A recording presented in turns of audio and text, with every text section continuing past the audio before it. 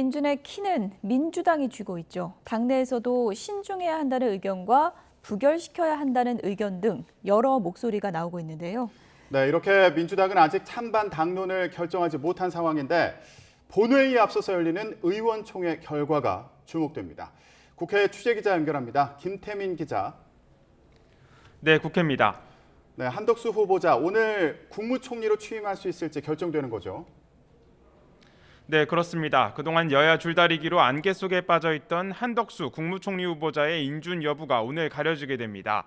여야는 오늘 오후 4시 본회의를 열고 한 후보자의 인준안을 표결에 붙이기로 합의했습니다. 국민의힘은 윤석열 정부의 완전한 출범을 위해서는 내각을 총괄할 국무총리 인준이 꼭 필요하다고 강조하고 있습니다. 특히 여당 소속 인사청문 특위위원들은 국회의원 전원에게 개별 편지를 보내서 양심에 따라 표결해달라고 호소하기도 했습니다.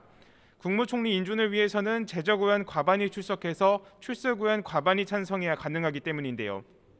이번에도 열세는 절대 다수 의석을 차지하고 있는 민주당이 쥐고 있습니다.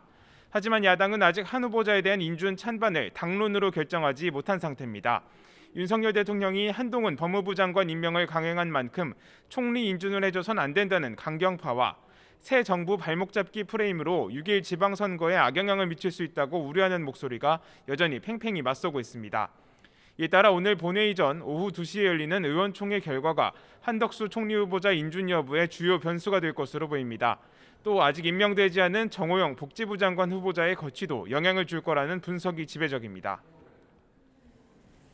네, 지방선거 상황도 알아보죠. 오늘 공식 선거운동 이틀째인데요. 수도권 후보들의 선거전이 치열하다고요.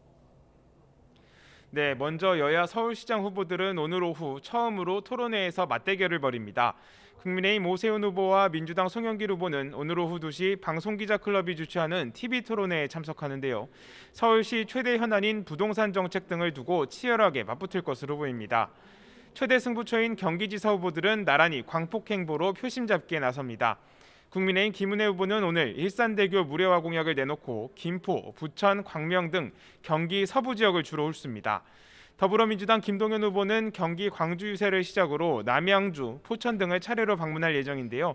중간중간 청년과의 간담회 그리고 라디오 인터뷰 등을 소화합니다. 지금까지 국회에서 YTN 김태민입니다.